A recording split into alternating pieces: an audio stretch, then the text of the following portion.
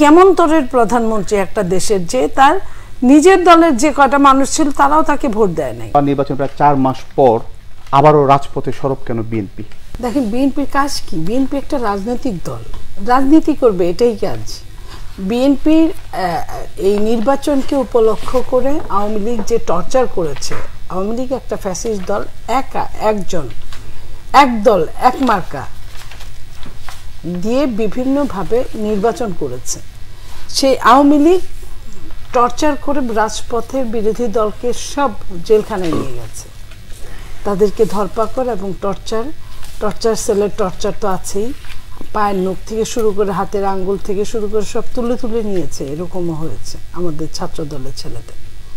তো সেইখানে জেল জুলুম হুলিয়া থেকে বের হতে সব মিলে এলোমেলো একটা দলটাকে এলোমেলো করে দিয়েছিল আওয়ামী লীগ, তাদের শুধুমাত্র সুবিধার জন্য, এই বিনা ভোটের নির্বাচনটাকে পার করার জন্য। সেই জায়গায় তাদের বিএনপির যে গোছাতে যে কয়েকটা দিন সময় লেগেছে, সেটুকু গুছিয়ে তখনও লিফলেট বিতরণ করেছে এবং গুছিয়ে উঠে বিএনপি এই মাসে 2টো সমাবেশ করেছে। সবাই তো জেল জুলুমের মধ্যে ছিল, সিনিয়র নেতা থেকে শুরু করে একদম জুনিয়র কর্মী পর্যন্ত।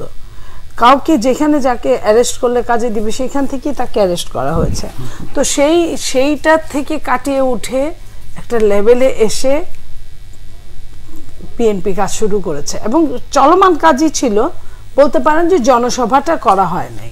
এই ডোনাল্ড লু আসছে, এই জন্য বিএনপি চাঙ্গা হচ্ছে, এটা আওয়ামী লীগ বলছে। কারণ আওয়ামী লীগ তো কত কথাই বলে। আওয়ামী লীগ যাদের দেখেন আওয়ামী লীগ এমন সময় কথা বলছে, আমরা কিন্তু চুপ, আমরা কিন্তু ওরকম কিছু বলছি না। আওয়ামী লীগ নিজেই নিজের ছায়ার সাথে যুদ্ধ করছে, কাটাকাটি করছে। আপনি দেখেন ওবায়দুল কাদের সাহেব প্রতিনিয়তই বলছে আমি চাপের মধ্যে আছি, খুব চাপ অনুভব করছি। এই চাপটা কিসের চাপ? বিএনপি একটা সমাবেশ করার চাপ? নো, এই চাপটা উনারাই জানে যে ওনারা কোন অদৃশ্য শক্তির হয়ে কাজ করছে আর কোন অদৃশ্য শক্তির সাথে যুদ্ধ করছে। গেল প্রধানমন্ত্রী বলছেন কি কত কথা বলছেন, তার মধ্যে বলছেন যে ডান বাম সব এক হয়ে গেছে। তো উনি কেমন তরের প্রধানমন্ত্রী একটা দেশের, যে তার নিজের দলের যে কয়টা মানুষ ছিল তারাও তাকে ভোট দেয় নাই, তারাও এখন তার দল করে কিনা আমার সন্দেহ আছে। সেই প্রধানমন্ত্রী, ভোটবিহীন একজন প্রধানমন্ত্রী, উনি বলছেন যে আমাকে বাদ দিয়ে কাকে নিবেন, সে কি আমার চেয়ে ভালো হবে? বাংলাদেশের যে অবস্থাটা তারা সৃষ্টি করেছে, মানে বাই রোটেশনালি, সেটা হলো যে আপনার ব্যাংকগুলা দেউলিয়া হয়ে গেছে, ব্যাংকে কোনো টাকা নাই, একটা ব্যাংক আরেকটা ব্যাংকের মধ্যে বিলীন হয়ে গেছে। সেইখানে আপনার বাংলাদেশ ব্যাংক আজকে কত দিন যাবত আপনাদেরকে ঢুকতে দিচ্ছে না, সাংবাদিক ঢুকতে পারছে না একটা কেন্দ্রীয় ব্যাংকে। এও কি বিশ্বাস করা যায় যে কেন্দ্রীয় ব্যাংক কি এমন হয়েছে যে সাংবাদিক ঢুকতে পারছে না? আবার 57 জন কর্মকর্তা আপনার বিসিএস না, তারা বলেছে 57 জনের বিসিএস হয়, বিসিএস এর জন্য তারা পদত্যাগ করে, এটা ইম্পসিবল। এটা ভিতরে কি হয়েছে সেটা যাতে না জানতে পারে, জানলেও না বলতে পারে, যে কারণে সাংবাদিকদের উপর এক ধরনের নিষেধাজ্ঞার মতো জারি করা হয়েছে। অবস্থা এত ভঙ্গুর, এত চরম পর্যায়ে চলে গেছে, ওনাদের মুখে শুধু উন্নয়নের গীত শুনতে পারবেন, উন্নয়নের গীত ছাড়া ওনারা আর কিছুই জানে না। অথচ এখন যে অবস্থা হচ্ছে বাংলাদেশে, একদিনে 7 টাকা ডলারের রেট বাড়ে, এটা পৃথিবীর কোথাও আছে কিনা আমি জানি না, একমাত্র বাংলাদেশে এটা সম্ভব।